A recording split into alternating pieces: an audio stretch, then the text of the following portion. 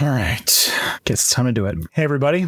I realized that it's been a very long time since I talked about myself or anything that I do on this channel. I think the last time I talked about like the situation of the channel starting and my journey to get here was like when the channel was just a couple months old, and I'm dealing with a bunch of stuff. There's a bunch of things that have come up in my life that have made me ponderous. And as we're kind of coming to the end of 2023, I have a bunch of things that I have to change in my life. And I thought that there's no better way to do so than by making a video, putting something together and letting everybody know kind of where I'm at. So I have been making stuff for YouTube for a very long time. I've been making videos for the internet for a very long time.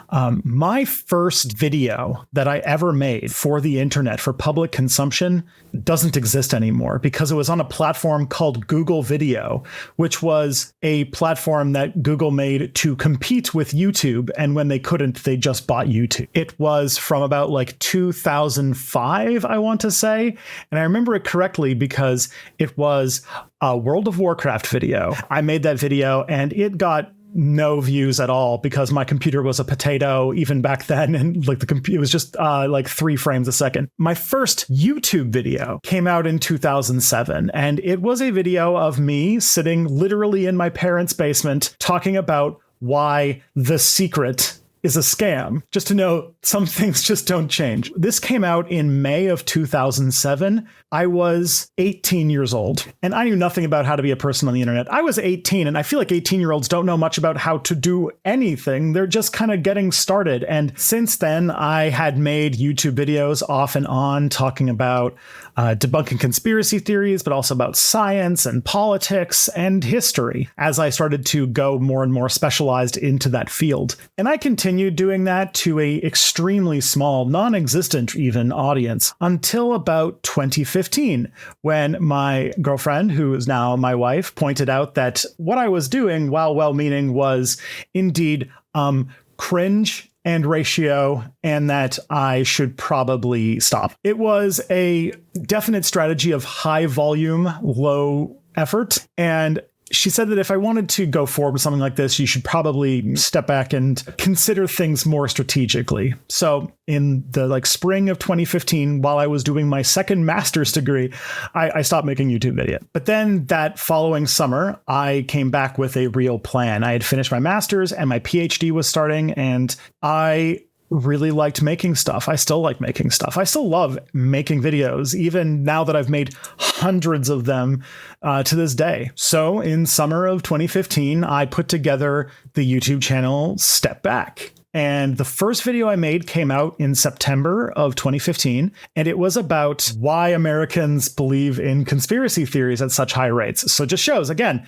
I have been on one very distinct track for a very long time, but I kept making stuff, and eventually the momentum did start to pick up. I got posted on the Facebook page for the Great War YouTube channel when I made a video about the influenza outbreak of 1918, and the channel just started doing well. I remember celebrating getting like 75 subscribers way back in the day, but I remember that as we move forward, like within a year of me starting the channel, I was at 1,000 subscribers, and I was making content, and I was getting actually paid for the first time to make stuff for the internet after so many years of just shouting into the void. As YouTube evolved and the norm of making like 5-minute animated explainer videos turned into longer form video essays, I evolved with the times. The channel changed. My videos got longer. I showed my face on camera, and I did more of that stuff. I went to VidCon for the first time in 2017.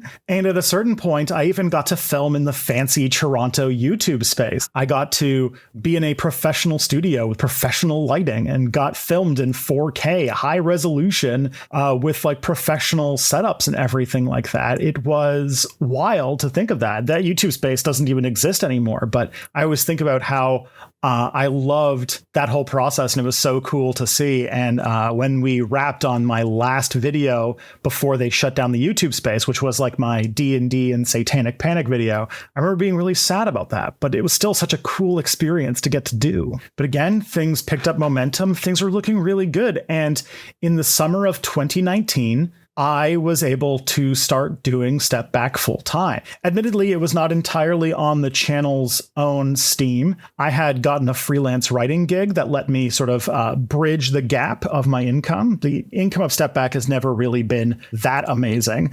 And even though it was precarious and it wasn't making a lot of money, we thought it would be worth it to make that step out into the wilderness and do something that very few people get to do. Make videos, make art full time for a living. And things went really well. The videos that I made, people seemed to like. I skyrocketed to 100,000 subscribers. Look, I took it off the shelf, but I got the thingy here, the 100,000 subscribers for Step Back. This happened because of the White Power series that I did, which got absurdly popular in 2021. And in 2022, I got to join Nebula, which kept this channel afloat for probably another year or so. So before I kind of go into why I'm making this update, I want to start with a profound sense of gratitude. Not many people get to do what I got to do as a full-time job. And the reason I got to do it comes from several factors, but I think the largest ones have to be that I was born into a position of extreme privilege. I live in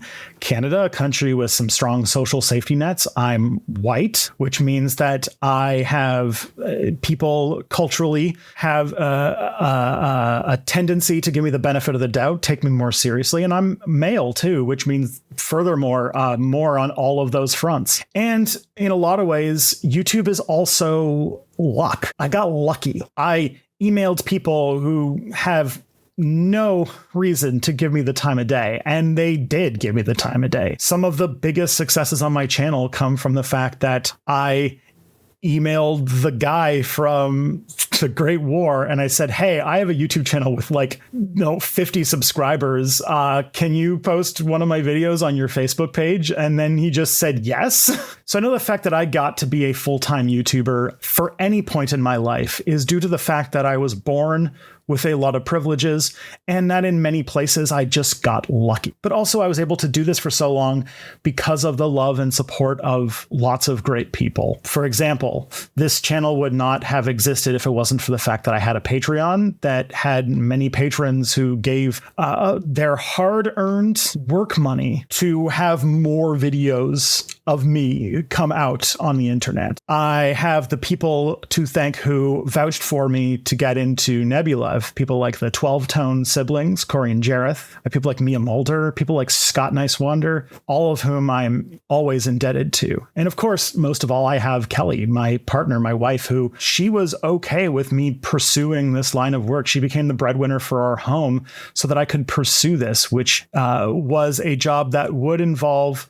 me working full-time hours, more than full-time hours, while also pulling in basically below minimum wage income. I also know that even with all of that luck and such, that what I got to do has only been done by a few people. Only a very small percentage of even YouTubers get to be full-time YouTubers. I tried to look up numbers, and the numbers don't really exist. There isn't really a great report. The closest I could find was an estimate from a few years ago that there are about 28,000 full-time YouTubers in Canada and only about 3,500 with over 100,000. That is a very small group. This is an extremely rare thing, and I will, to the day that I die, look at this in almost disbelief that it exists. So this all sounds like a preamble to something, and it is. This is all me building up to point out that as of 2024, Step Back can basically no longer be my full-time job. For a while, we were okay with me making a modest income. We could still pay bills. We could still have nice things every so often, but times changed. I had a kid. And also everything tripled in price. In case you guys weren't aware, because I know most of you are American, Canada is going through a cost of living crisis. Inflation hit both of our countries, but Canada had a much higher debt to GDP ratio. And unlike the US, we can't really go into as much debt, or in the case of America, infinite debt, in order to sort of pay down the economy. So our country is in a rough economic situation right now. And inflation has gone up, and with it was aggressive interest rate increases, which has resulted in many people not being able to afford their mortgage payments, for people to basically not afford, like many businesses are having trouble trying to get them off the ground. Many places are closing down. And while inflation has cooled somewhat in Canada, the wages have not increased to catch up with it. And everyone has found that basically they're drowning. Their entire incomes are going towards just basic essentials to survive. Food banks in Canada are experiencing increased pressure because more and more people are using them, and fewer people have the resources to donate to them. 56% of Canadians right now are worried about not being able to make rent or mortgage payment. This has led to more people getting themselves into even more debt, leading to a potential future spiral. One of the most profound that even has made it outside of Canadian media cycles is food, where food has almost tripled in price in the last 2 years, not because of, partially because of actual inflation, but also because the Canadian economy has a lot of things like grocery stores, which are owned by what you could basically define as cartels, a handful of very large corporations that basically dictate terms to everyone. Canada already was the most expensive place on earth to have a cell phone, and the most expensive place on earth to have internet. But when there's only like a handful of corporations that run all of the grocery stores, it also means that they can jack up the prices of all of our food, and we just have to pay it because the alternative is to not have food. This has resulted in our grocery stores experiencing record profits while people are going into debt, walking away from their mortgages, and unable to make rent. Because on average, it costs nearly $14,000 a year for a family of 4 to afford groceries. And that's not including anything like restaurants. And so that was an increasing pressure that had been building for a while. And then a couple weeks ago, on my birthday, actually, my wife got laid off from her job. So we haven't really felt the bite of it yet because she's still technically employed until the end of December. But coming in January, we are surviving on EI and step back money. And that's terrifying, at least until she finds new work. Even beforehand, because of the increase in prices, we had already been tightening our belts, me especially. Despite, me cutting out all of the avocado toast, not buying any coffee from any Starbucks or not really buying any small treats for myself or anything like that. Step back had still not been making positive money. And now that can't persist anymore. The long-term plan was to eventually transition out of doing Step Back full-time and taking on other employment. And this has just sort of stepped up the urgency. So what does this mean for you? Next year, Step Back is going to look and run a little differently. The main thing that you'll probably notice is that I'm going to start to slow down the release of my mainline videos. Currently, I'm looking at doing my videos every 5 weeks. I was previously trying to hit the first Friday of every month, failing normally, but I'm moving to a 5-week release schedule, but that might be longer. I don't know. The next few months are going to be made up of me applying for jobs, going to interviews, trying to network, all that stuff that you have to do now, plus potentially having to move. And then on top of all of that, trying to make video. I'm also changing the process of my video production, where in the past, I had historical topics I wanted to cover, and then I would try to figure out what the modern issue I was going to talk about so that I could talk about the history that I wanted to talk to. That was apparently not really good advice, and I'm planning on kind of doing that in reverse in the future. So I'm going to be looking more at current events and trying to bring a historian / American studies person point of view to the video so that I can, commentate on it properly and give you the educational and historical context. So imagine more videos about things going on that have a historical basis rather than here's a history video, here's a part at the end where I try to tack it on to a current event. I'm also going to try to make quicker turnaround videos that would be less structured, more talkier, less visual. I think Scott Nicewonder over on NerdSync calls them laundry videos that you could very well get away with listening to while folding laundry. And as I said, they'll be less visually interesting, as if my stuff was that visually interesting to begin with. I'm also going to be looking into making some sort of regular YouTube short strategy. I haven't really figured out the details of that yet, but it's a thing that I'm going to start doing. And because people are going to ask,